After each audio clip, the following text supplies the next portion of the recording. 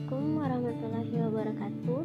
Perkenalkan, kami dari kelompok 4 akan menjelaskan hasil diskusi kami tentang teori penyesuaian kerja atau Work Adjustment Theory di bawah dosen pengampu Dr. Afdal SPD MPD Kons.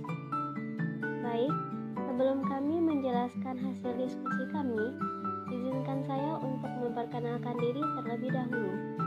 Saya Vanessa Dira Lovena dengan NIM 206184 dari Prodi Bimbingan dan Konseling.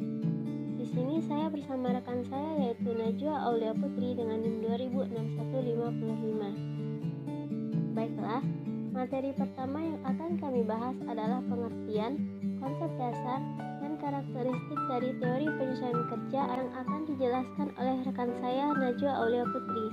Kepada Najwa saya persilahkan. Baiklah, terima kasih moderator. Di sini saya akan menjelaskan tentang pengertian teori penyesuaian kerja.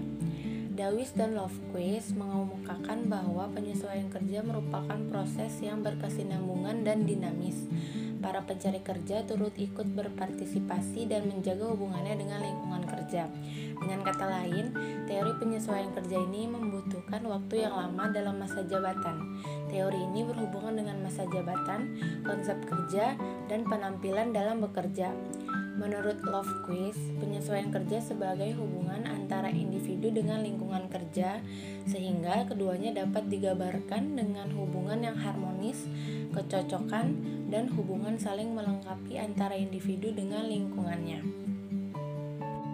Baiklah, selanjutnya saya akan menjelaskan tentang konsep-konsep dasar teori penyesuaian kerja. Penyesuaian kerja memiliki dua aspek, yaitu penyesuaian pribadi dan penyesuaian sosial. Yang pertama, penyesuaian pribadi. Penyesuaian pribadi adalah kemampuan individu untuk menerima dirinya sendiri sehingga tercapainya hubungan yang harmonis antara siapa dirinya dengan lingkungan kerjanya. Ia sadar sepenuhnya siapa dirinya, apa kelebihan dan kekurangannya, dan bertindak objektif sesuai dengan kondisi dirinya tersebut. Yang kedua yaitu penyesuaian sosial. Setiap individu hidup dalam masyarakat, di mana terdapat proses saling mempengaruhi satu sama lain. Dari proses tersebut timbul pola kebudayaan dan tingkah laku sesuai dengan sejumlah aturan, hukum, adat, dan nilai-nilai yang mereka patuhi demi untuk mencapai penyesuaian bagi persoalan-persoalan hidup sehari-hari.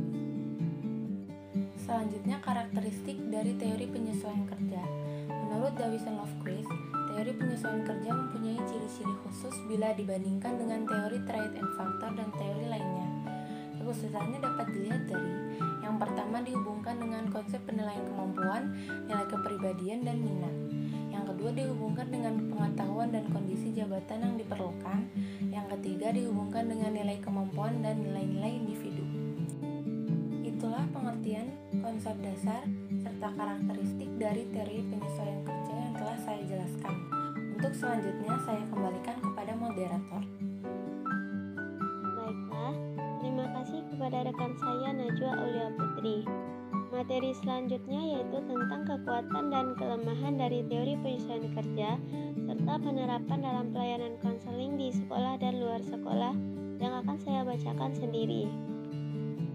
Menurut Joko Julianto tahun 2009, kekuatan dan kelemahan teori ini yaitu kekuatannya adalah dengan penyesuaian kerja dapat meningkatkan hubungan yang harmonis antara rekan kerja dengan atasan. Kemudian kelemahannya adalah dengan tidak adanya kesesuaian antara pekerjaan dengan sifat atau potensi kemampuan yang dimiliki, maka berpengaruh terhadap kepuasan kerja. Adapun kekuatan dan kelemahan lain dari teori ini adalah yang pertama kekuatan. Secara jelas mengemukakan langkah-langkah variabel yang dikaitkan dengan teori, meliputi langkah-langkah mengukur kebutuhan, nilai-nilai dan kepuasan, keterampilan dan kemampuan, kepuasan perusahaan, dan indeks-indeks korespondensasi. Kemudian ditemukan kesesuaian dan peningkatan kerja karir yang signifikan.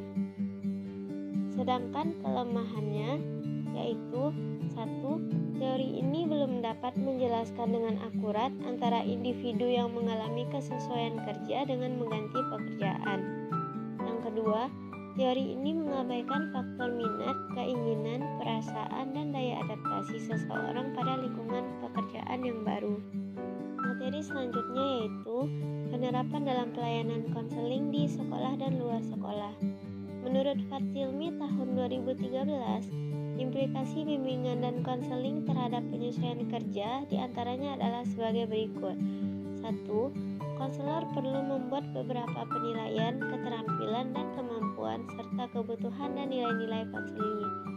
2. Konselor memberikan layanan bimbingan klasikal tentang pemilihan karir, penilaian keterampilan dan kemampuan, serta kebutuhan dan nilai-nilai konseli. Yang ketiga, konselor diharapkan dapat membantu konseli agar dapat menyesuaikan diri dengan pekerjaan dan lingkungan kerjanya. Keempat, konselor dapat membantu konseli untuk dapat memahami nilai-nilai dan kebutuhan individu agar sesuai dengan tuntutan pekerjaannya. Baiklah, itulah penjelasan materi teori penyesuaian kerja dari kelompok kami. Apabila ada salah, kami mohon maaf. Kami akhiri. Wassalamualaikum warahmatullahi wabarakatuh.